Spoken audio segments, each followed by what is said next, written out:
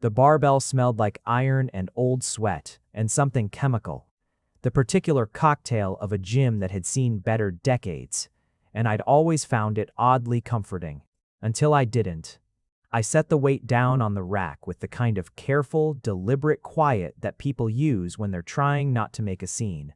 Not a clang, not a drop. Just a soft, controlled surrender of metal to metal, and then I straightened up, peeled my gloves off finger by finger, and stood there for a moment looking at my own reflection in the mirror that stretched the length of the far wall. Jimmie Clay, 28 years old, 5'10" on a good day, lean in the way that said I ran more than I lifted, with brown hair that never quite decided what it wanted to do, and eyes the color of old denim. An Omega who'd been coming to Harlow Fitness every Monday, Wednesday, and Friday for the past 3 years, longer than most relationships I'd managed to maintain, and who was as of approximately 4:17 on a rainy October afternoon. Done. Not done with the workout. Done with the place. I pulled my towel off the hook by my bench, dropped it in the used towel bin on the way to the locker room, showered quickly, and changed. The woman at the front desk, Carla, who'd been there longer than I had and who deserved better than whatever was coming, looked up when I pushed through the glass doors toward her station. "Leaving early today, Jimmy?" "Canceling my membership, actually." Her face did the thing faces do when they're surprised but trained not to show it. "Oh, is everything okay? We have a freeze option if you're traveling, or..." "It's not that." I offered her the most honest smile I could manage. "I just need a change of scenery. Nothing to do with you or the staff, Carla. You've always been wonderful." She printed the cancellation form. I signed it. I handed back my keycard. And then I walked out into the October rain without an umbrella, which felt appropriate. A small penance for the relief. I felt the guilt about the relief and the deeper, heavier thing underneath both that I wasn't going to examine right now. I'd been coming to Harlow Fitness because it was 2 blocks from my apartment and because routine was one of the things I was good at. I'd kept coming to Harlow Fitness these past 6 months specifically because of a problem I'd invented for myself, and the problem had a name, and the name was Tom Vincent. Tom Vincent was not someone you failed to notice. That wasn't vanity on his part. Or if it was the kind so thoroughly integrated into his architecture that it had stopped being vanity and become just fact, the way gravity is a fact.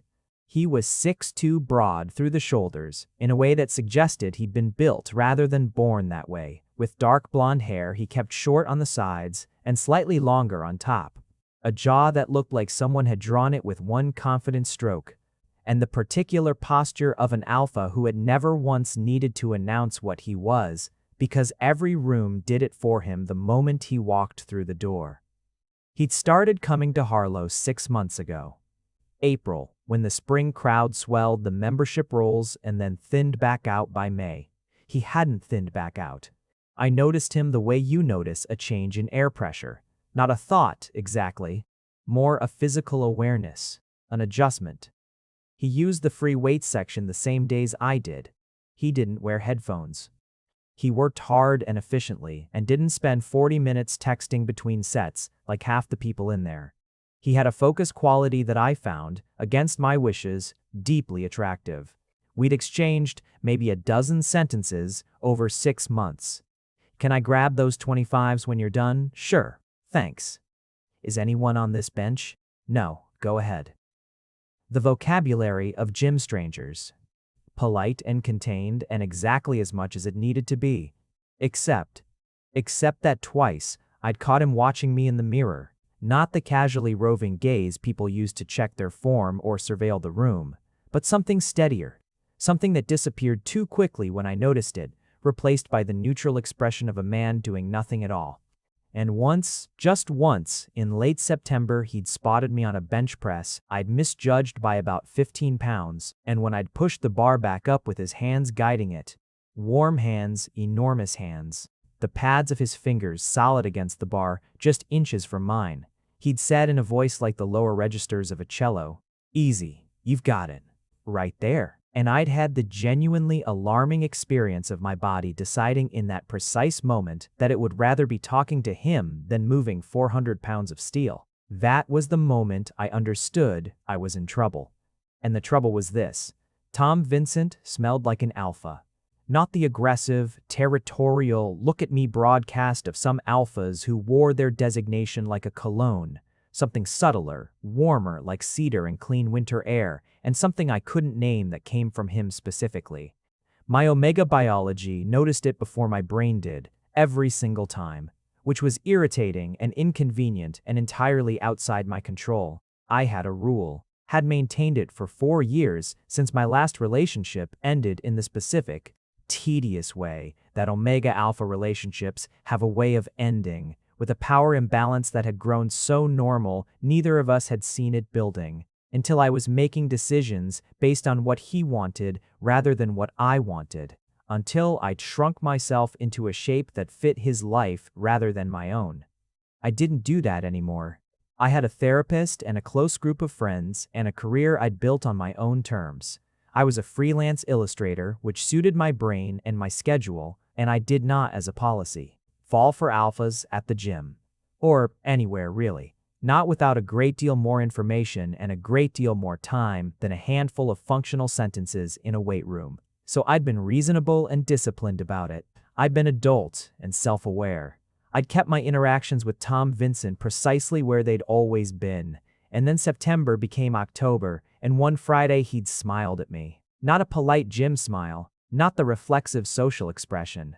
He'd been coming through the door as I was reaching for my water bottle by the front desk, and he'd seen me, and something in his face had done something specific and unguarded, a warmth that arrived without warning. And the smile that followed it had crinkles at the corners of his eyes, and it was aimed entirely at me. I'd smiled back. I wasn't made of stone, and walked to the locker room and sat on the bench in there for a full 2 minutes telling myself to get it together. Then I'd gone home and spent the weekend conducting a very calm, very rational internal argument with myself about whether I was blowing this entirely out of proportion, and on Monday I'd made the appointment at Elevate, a gym across town that I'd been vaguely meaning to check out anyway, and on Wednesday I'd tried it, and on that Friday, this past Friday, the rainy one, I'd signed the cancellation form. Clean cut. A solved problem. I walked home in the rain, made tea, sat at my drafting table, and told myself that the hollow feeling in my chest was just the natural strangeness of changing a routine and that it would pass. It did not pass by Monday. By Monday, it had become something more specific, the weird itch of having made a decision I was committed to, but that my body had not agreed to, like quitting coffee. I felt fine. I was exercising at Elevate, which was objectively a better gym, newer equipment, better lighting, a smoothie bar, and a yoga studio I'd never use, but that felt like it should matter. I was not thinking about Tom Vincent. I was thinking about Tom Vincent constantly. The thing about spending 6 months building a careful, contained awareness of someone is that it leaves structures behind. Not feelings, exactly. I was still arguing about that with myself, but the shape of feelings, the ghost of a habit.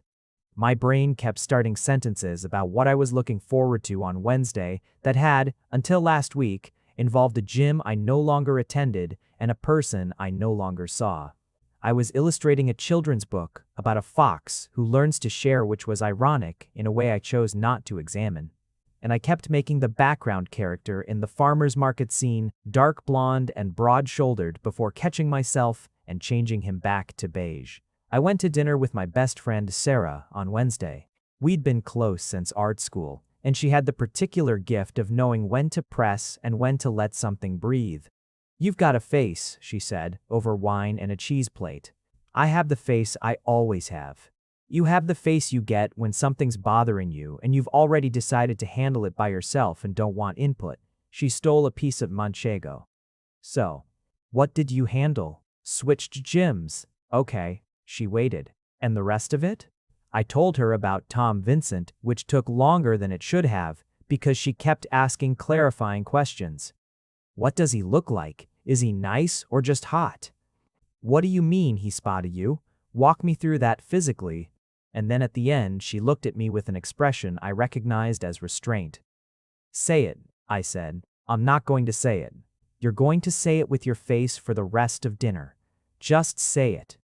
"I think," Sarah said carefully, "that leaving the gym was either the most mature, self-protective decision you've made or the most dramatic avoidance behavior I've witnessed in recent memory. And I genuinely cannot tell which one it is from here." "It's the first one. And I believe you." She refilled her glass. "I just think it would be worth knowing which one it is. I thought about that on the walk home. About how you know the difference between wisdom and fear when they feel so similar in the chest. Both of them, a kind of stillness, both of them a closed door." I didn't have an answer. But I had a new gym, and I had the ability to not see Tom Vincent anymore, and I was going to call that good. 3 weeks later, I was at Elevate on a Wednesday afternoon on the treadmill, listening to a podcast about color theory and decidedly not thinking about anything else, when my phone buzzed with a text from a number I didn't recognize. "This is Tom Vincent. I got your number from Carla. I hope that's okay. She said you'd switched gyms and I wanted to reach out. I'd like to talk to you if that's all right." Tomic. I stared at this for the full 5 minutes remaining on my treadmill interval. The podcast still talking in my ear about the psychology of color in illustration, which I was no longer hearing at all. Then I slowed the treadmill, stepped off, and sat on a bench near the water fountain and stared at my phone some more.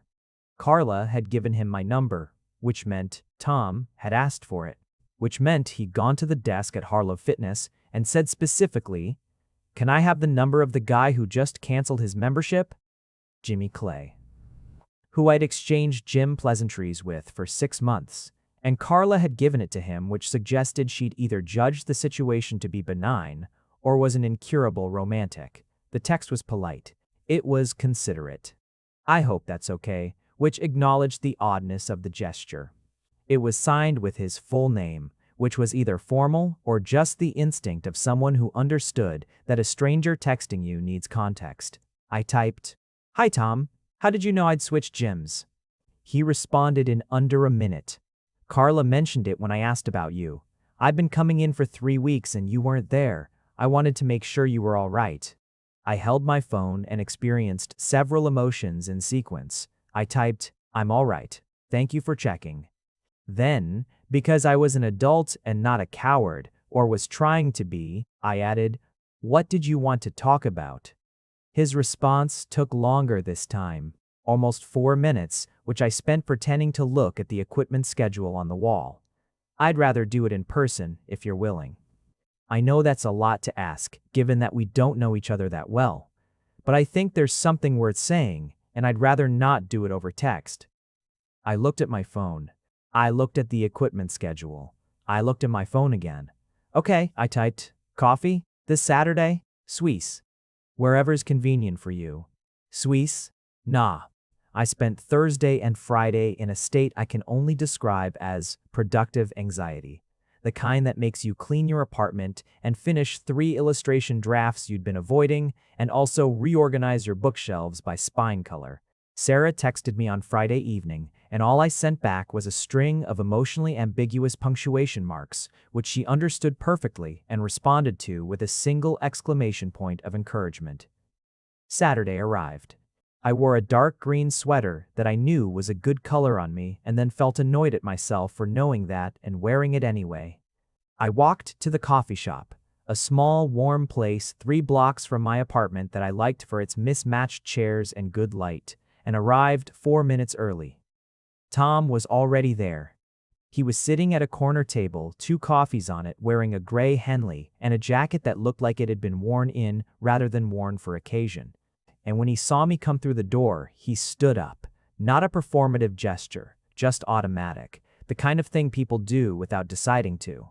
Up close, in ordinary Saturday light rather than gym fluorescence, he was a lot. He had the kind of looks that are better in person than the composite your memory makes of them, because your memory can't quite account for the quality of someone's attention. He had very attentive eyes. Dark hazel. Steady. The kind that didn't dart around the room. "Jimmy." He extended a hand. "Thank you for coming." I shook it. "You already ordered." Carla mentioned you drink your coffee with oat milk, no sugar. I hope I remembered right. A slight self-consciousness in how he said it, like he was aware that remembering that was a thing that required explaining. The barista confirmed oat milk was an option before I ordered, so. That's right. I sat down. He sat down. I wrapped both hands around the cup because it was cold outside and also because I needed something to do with my hands. You've been asking Carla a lot of questions. I have. No defensiveness in it, just agreement. I wanted to explain that. Okay. He looked at me across the table, the way he'd looked at me in the gym mirror.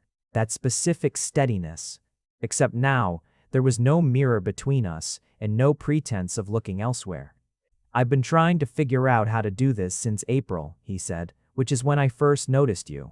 I want to be clear that I'm not trying to make this weird or uncomfortable, and if you tell me you're not interested, I will apologize for taking up your Saturday and I won't contact you again. But I've spent 6 months finding every reasonable excuse to make sure we ended up in the same section of the gym, and then you left. And I realized I'd been waiting too long for a moment that had never been going to organize itself. I held my coffee. You were orchestrating our schedule overlap? Not orchestrating, more. He paused. Adjusting. When I'd see you coming in as I was finishing, I'd do an extra set. When you moved to free weights, I'd already be there. A slight tension in his jaw, something like embarrassment. I'm aware that sounds strange. It sounds like a lot of effort for someone you never spoke to. We spoke. We spoke about barbells and bench availability. I know. He looked at his coffee. I'm not. I'm usually better at this. I can make conversation. I'm reasonably functional in social situations. But every time I was about to say something that wasn't about gym equipment, I'd talk myself out of it. Because I couldn't tell if you were open to it, and I didn't want to be the alpha who makes assumptions. Something shifted in my chest at that, very slightly. What kind of assumptions? That you'd want the attention just because I wanted to give it. That omega means interested. He met my eyes again. It doesn't. I know that. But I couldn't read you well enough to be sure, and I'd rather have said nothing than something unwelcome. I thought about 6 months of careful parallelism. 2 people orbiting the same space, both of them waiting for something that neither had found the nerve to start. I'm not uninterested, I said, which was the understatement of the decade, but felt like about the right amount of honesty for a first Saturday coffee. Something in his expression shifted, a loosening, a warmth. But I want to be honest about something too, I continued, because if I was going to do this, I was going to do it with my eyes open. I left the gym because I could feel myself getting in my head about you, and that scared me. Not because of you specifically. I don't know you well enough for it to be about you specifically yet. But I have a history of losing myself in alpha relationships, and I'm very careful about it now. So before this goes anywhere, I need you to understand that I don't work the way some omegas do. I don't defer and I don't diminish, and I need someone who doesn't need me to. He was quiet for a moment. Not the silence of someone working out how to respond diplomatically, the silence of someone genuinely listening. That sounds like you've had to say that before, he finally said. I have. Was it heard? Not always. I'm hearing it. He said it simply, without ceremony. And for what it's worth, I'm not looking for someone to defer to me. I've done that dynamic. It gets very small, very fast, for both people. I looked at him. You've been in a relationship with an omega who felt like they had to defer? Yes, 2 years of it. I didn't realize the shape it had taken until it was over, and she told me, very clearly, that she'd stopped saying what she thought because my responses had made her feel like her thoughts were inconvenient. He said it with a directness that suggested he'd examined this at length and decided honesty was better than polished. I've spent a fair amount of time since then thinking about how I failed her. I don't want to repeat it. I had not expected that. Most alphas, in my experience, didn't walk into a first coffee with their relationship failures laid out on the table. It was disarming in a way I wasn't sure how to account for. Okay, I said. Okay, I'd like to have this conversation again. Maybe somewhere with food, next time, since I'm going to need more than coffee to process all of this. He smiled. The version with the crinkles. It was significantly worse, in terms of my composure, in this context, than it had been in the gym. We had dinner the following Thursday. Thai food, a place I suggested because choosing the venue felt important, and I didn't want him choosing and me going along with it out of social reflex. He picked me up. I'd given him my address, which felt significant, in a truck that was exactly the truck you'd expect a man like him to drive, dark blue and unflashy. And he held the restaurant door open with the same automatic quality as the standing up from a table. Not performance, just habit. And I walked through it feeling the particular electricity of someone who is not sure whether they're making a wonderful mistake or just the right decision. The restaurant was loud enough to be comfortable. The kind of ambient noise that makes intimate conversation feel more private rather than less, because it draws two people slightly closer to hear each other. We sat at a corner table with paper lanterns overhead and the good, chaotic smell of a kitchen at full production. And the waiter came and went, and I ordered without checking his reaction to what I chose, which was a test I'd been running on first dinners for years, the small calibrations of self-determination. Tom ordered the same thing he'd apparently always ordered here, which meant he'd been to this restaurant before, which meant he'd been in this neighborhood. I found that interesting. "Do you live nearby?" I asked. "About a mile east." He looked at me. "You're wondering if I chose this place. I'm wondering if you know this area. I suggested coffee at your neighborhood place because I thought you'd feel more comfortable on familiar ground," he said evenly. "The Thai place is yours. The choosing was yours." A brief pause, something almost careful in it. "I looked it up after you suggested it. It has good reviews. You vetted my restaurant recommendation. I wanted to know what we were walking into." I wasn't sure if that was endearing or controlling, and spent approximately half a second analyzing it before concluding that doing research before an important dinner was more self-preparation than management of me. Did it pass? 4.7 stars. He unfolded his napkin. "I should have trusted you anyway. The fact that I needed to verify tells me something about my own anxieties, not your judgment." I looked at him. That quality of self-examination, delivered so plainly without using it to perform self-awareness. That was something. "You do that a lot," I said. "Do what?" "Say what you're thinking." The subtext. Most people keep that internal. Most people's internal commentary is less accurate than it thinks it is. He met my eyes across the table. I'd rather say a thing plainly and be wrong about it than protect a position that doesn't serve either of us. I filed that carefully. We talked for 3 hours. I learned Tom was 32, the youngest of 3 siblings, had grown up in a small town where he'd played football through high school and then stopped enjoying it in college when it became about something other than the game. He'd studied business and finance, which he'd found suited his brain even though it wasn't what he'd imagined for himself at 18. He'd spent the last 5 years building something. He was vague about this in a way that wasn't evasive, but seemed to be actively cautious, like he was waiting to see whether it mattered to me, and had moved to the city 14 months ago. I learned he'd bought Harlow Fitness. He told me this mid-sentence about something else, which was how I knew he hadn't been planning the reveal. "Wait." I put down my fork. "You bought the gym." "I did." He looked at me with an expression that was trying to be neutral. "I purchased it the day after. After I quit." "Yes." I stared at him. "Tom, I know how it sounds." "Do you?" "Because it sounds like the day after I left, you bought the building." "I'd been in negotiations for a while," he said. "The timing was..." He stopped. "I'm not going to pretend it was a coincidence. The timing accelerated when I found out you'd left. I thought if I owned the place, I could change whatever it was that had made it not work for you. And then Carla told me you'd switch gyms for personal reasons, not facilities reasons, and..." Another stop. "I finished the purchase anyway because the investment made sense. But yes, the sequence of events is exactly as it sounds." "You bought a gym," I said slowly, "because I quit the gym. The acquisition had merit on its own terms." "Tom." "Yes," he said. and the look on his face was one I'd never seen before and couldn't quite name. Something honest and a little mortified, and also, somehow, not apologetic. Like he'd done a thing he knew was extreme and had made peace with the extremity of it. I bought the gym the day after you left. I sat back in my chair. I needed a moment to process this. I used the moment to eat some of my noodles. That is, I said finally, either the most unhinged thing I've ever heard or the most flattering. They're not mutually exclusive. They're really not. I looked at him across the table. What were you going to do? If I hadn't agreed to coffee? Show up at the gym I'd just joined to tell me you'd bought my old one? No, he said it with certainty. That would have been too much. I was going to accept it and have a gym, I suppose. I laughed.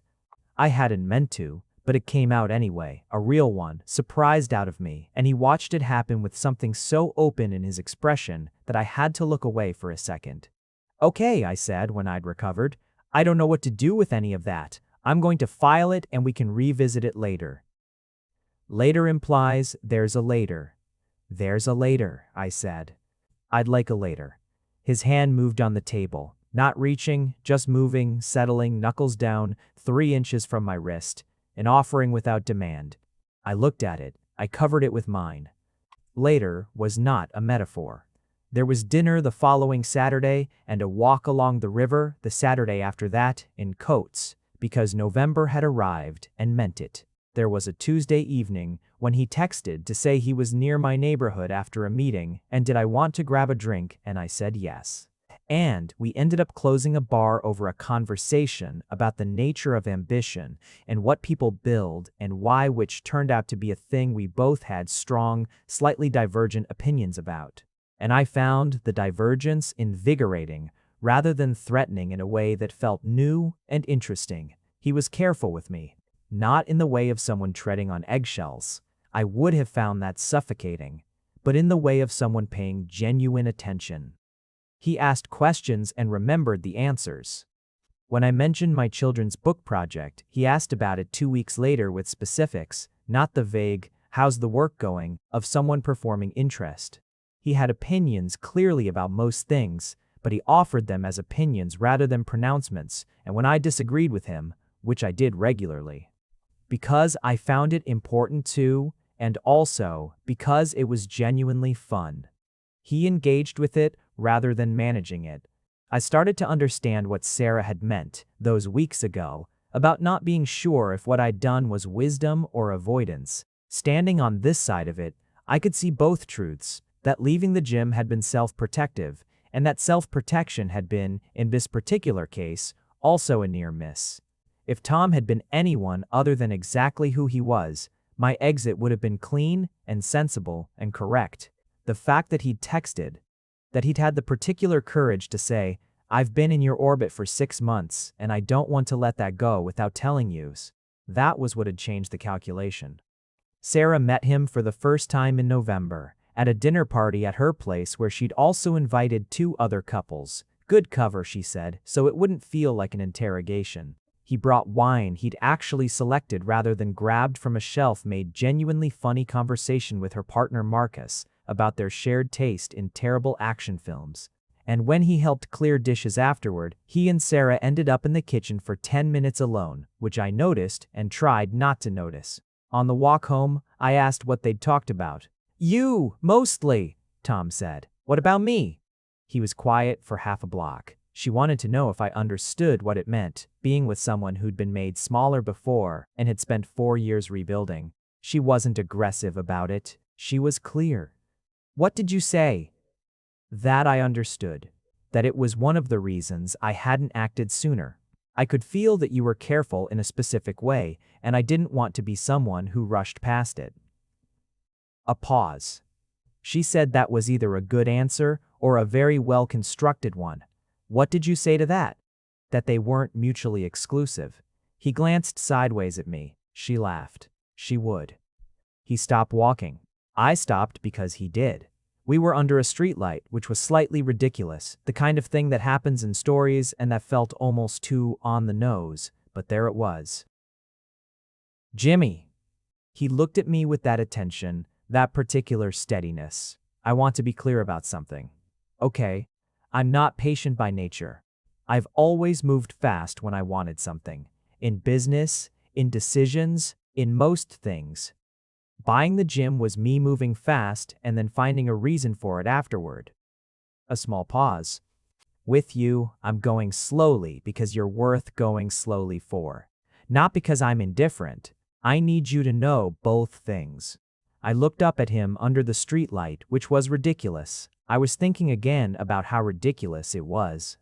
And also about the fact that 3 months ago, I'd stood at a gym mirror and quietly put down a barbell and decided to make a careful, sensible exit from a feeling I didn't want to examine, and that the feeling had turned out to be this: a person, specific and real, and standing in front of me in the November cold, telling me I was worth the time it took. I know, I said. I've known for a while. He reached up and tucked my hair back from my face, which was a small gesture, just a hand in 2 seconds, but something in it reached somewhere essential in me. Can I kiss you? He asked. Yes, I said. Please. He kissed me the way he did most things, with full attention, unhurried, with a quality of being entirely in the moment that made the rest of the street fall away. His hand was warm at the side of my face. He was very big and very warm and very careful, and when we parted, I was somewhat in need of a moment to reorient. Okay, I said. Okay, he said, and smiled, and it was the crinkled one again, close up, and I was in serious trouble. We walked the rest of the way to my apartment building in a particular quality of silence, not the absence of conversation, but its comfortable twin, the kind that means you don't need to fill the space because the space is already full. At my door, I looked up at him. Do you want to come up? I asked. He looked at me very carefully. Not tonight. No, not yet. He touched my face again, brief and deliberate. I want to, but not tonight. I understood, and the understanding itself. The fact that there was a tonight and a not yet, and an implication of more time, structured by care rather than withholding, felt more intimate, somehow, than if he'd just said yes. Good night, Tom. Good night, Jimmy. I went upstairs. I sat on my kitchen floor, not the chair, the actual floor back against the cabinet, and stared at the ceiling and felt the enormous, terrifying, irresistible weight of something that was clearly past the point of being managed. December came with cold that meant it, and a children's book deadline that required 2 weeks of focused work, which meant Tom and I moved our dinners to my apartment for a stretch. Him bringing food while I finished pages, and him sitting in the armchair in my studio reading while I worked, which was something I'd never done with anyone and which I found bafflingly not intrusive at all. He read without fidgeting. He didn't talk during my concentration hours. Occasionally, he'd hand me tea without being asked, which meant he'd been paying attention to when I went quiet and started squinting, which was my tea-needed signal apparently.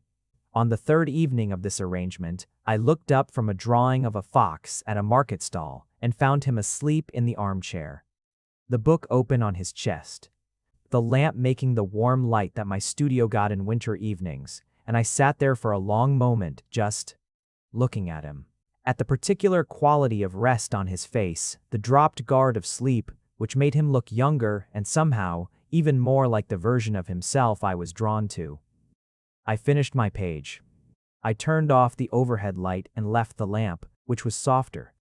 I went and made 2 mugs of tea and set one on the side table next to him and went back to my desk. When he woke up 20 minutes later, he saw the tea and looked at me, and I looked back, and neither of us said anything because there wasn't anything to say that hadn't already been said by the mugs. The week before Christmas, I went back to Harlow Fitness, not to exercise. Tom had mentioned in passing that the renovations he'd started on the space would be complete by December, and when I walked past on a Thursday evening on my way home from a meeting, the windows were lit differently than I remembered, warmer, more open somehow, and I stopped on the sidewalk and looked at it. The sign had been redone, same name, Harlow Fitness, but cleaner. The window that had always been slightly grimy now showed a renovated interior, new flooring, better lighting. Through the glass, I could see that the locker rooms had been refaced and the equipment was new. My phone buzzed. "Are you standing in front of the gym?" I looked around. He wasn't there, but, "Are you watching me from somewhere?" No. Carla texted me. "She's on the desk tonight." I laughed in the middle of the empty street. I was just walking past. "You don't have to just walk past. You could come in. I have a membership at Elevate. SAT, you could have 2 memberships." I looked at the building, at the warm light and the new floor and the fact that this whole structure was, in some technical sense, an enormous and impractical declaration of interest. "I'll think about it," I typed. "That's enough." Mix. Christmas Eve we spent at his apartment, which was the first time I'd been there. He'd always come to me, another thing I'd registered as consideration. The way coming to someone's space, rather than drawing them to yours, is a kind of courtesy. His place was an upper-floor apartment with high ceilings and too many bookshelves and a kitchen that was clearly used, which surprised me until he told me cooking was how he decompressed. He'd made dinner. A real dinner. Roasted chicken and actual vegetables and a pasta thing that he'd been apparently stressed about for 2 days before it turned out to be perfectly good. I told him it was excellent, and he looked genuinely pleased in the private way of someone who cares about doing things well. And I thought about how often genuine pride in small craftsmanship looks like vulnerability. How it asks to be received. "I got you something," he said after dinner, in that same slightly careful voice he used for things that mattered to him. It was a sketchbook. That description doesn't capture it. It was a particular sketchbook.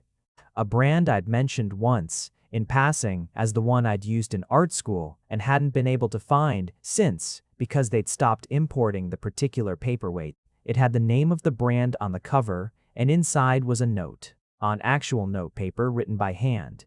That said, "Found 6 of these. The others are in a drawer whenever you need them." Not. I held the sketchbook and looked at him. "I mentioned this once," I said, "weeks ago, in passing." "Yes, you found 6 of them. The distributor in the city imports a limited quantity." I put in a standing order. I set the sketchbook down carefully on the coffee table. I crossed the space between us. I took his face in my hands. He went very still in the way of large animals that have learned to be careful. "Tom," I said, at close range. "Yes, I'm in love with you." He closed his eyes for a moment. When he opened them, there was something in them I hadn't seen before. Not the careful steadiness, but what lived underneath it, exposed and unhidden. "I've been in love with you," he said, "since you were kind to Carla on the day you canceled your membership and she told me about it. Which is when I went back to the desk and asked for your number. She told you I was kind to her. She said, 'That's a good one, that Jimmie, you should go after him.' And then gave me your number." A slight pause. "Carla is an incurable romantic. I've always liked Carla. She's getting a raise."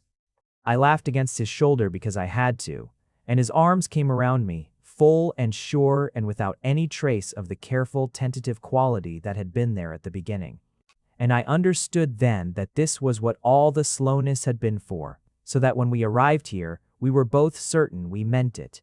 January brought a new year and the particular quality of beginning that comes with one. Not the clean slate of resolution, but the ongoingness of something already in motion.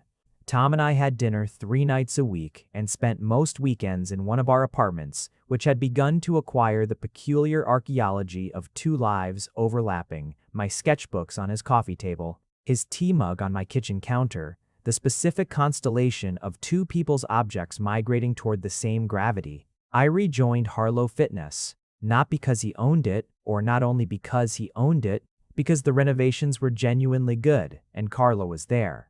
And it was 2 blocks from my apartment, and it had a quality of being mine that Elevate, for all its smoothie bar and yoga studio, never quite managed. Tom exercised in the mornings. I still went in the afternoons. We'd discussed whether to exercise together and had arrived through the honest conversation we'd learned to have at the same answer. We were 2 people who'd spent years building our own rhythms, and the gym specifically was where we both went to be in our own heads. Better to keep it separate. What we shared instead was the small overlap at the end of his morning session and the beginning of my afternoon, one twice a week, when he'd be finishing and I'd be arriving, and we'd stand together at the front desk for 5 minutes. Just 5 minutes. It was, somehow, one of my favorite parts of the week. Carla observed these exchanges with barely concealed satisfaction. She'd been right, she reminded me once when I brought her a coffee as a thank you for everything, really. The number, the raising of the alarm. I've been watching people come in and out of gyms for 15 years, she said. I know when two people are trying not to look at each other. We weren't, I started. You were both so careful. It was very sweet and very exhausting. She accepted the coffee. I'm glad it worked out. In February, Sarah took me to lunch and asked me to describe, in specific terms, what was different. Different from what? From the relationships where you lost yourself. I thought about it seriously, because she was asking seriously, and because the answer mattered in a way I wanted to get right. I don't monitor myself, I said finally. In those relationships, I was always alert, watching for the places where my reactions might be too much, or my opinions too forceful, or my needs too inconvenient. There was a background hum of self-editing. And now? I said something to him last week that I was sure was going to start an argument. An actual strong opinion about something in his business that he hadn't asked me about. I wrapped my hands around my coffee. He didn't manage me. He pushed back, a real pushback, engaged, like he'd actually considered what I'd said. We argued about it for an hour. And then we made dinner and didn't discuss it anymore because we'd said what we meant, and that was enough. Sarah was quiet for a moment. How did that feel? It felt normal, I said. Which is the point. It felt like how it should feel. She reached across the table and touched my hand briefly. Good, she said. That's the thing. March brought the kind of argument that matters. Not the engaged, productive kind, but the kind built on accumulated pressure and imprecise communication, and the fact that two people with strong personalities and histories of self-protection don't always get the calibration exactly right. It started about something small, a dinner I'd thought we'd agreed on that he'd then arranged differently without telling me. Which mattered not because of the dinner but because of what the dinner represented, a decision made unilaterally in a way that assumed I'd go along with it.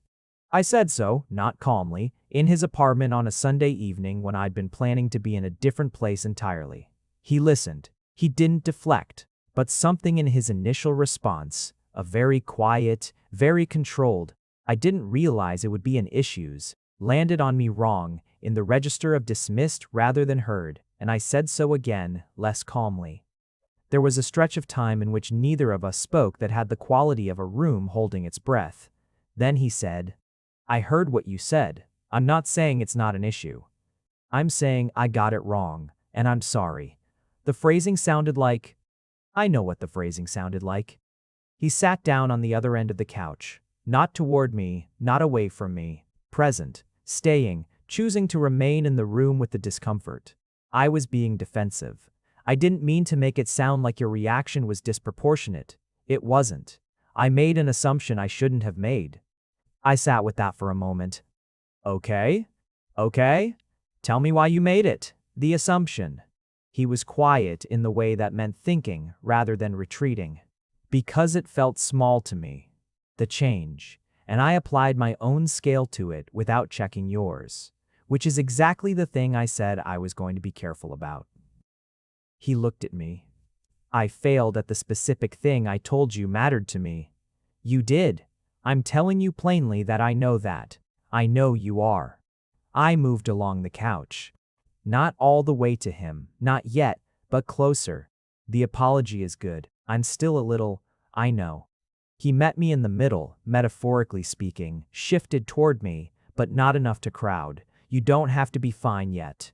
No, I agreed, I don't. We sat in that honesty for a while. Eventually, I put my feet up on the coffee table, and he handed me a blanket from the back of the couch without being asked, because he'd learned by then the specific signs of when I was recalibrating and needed warmth before words.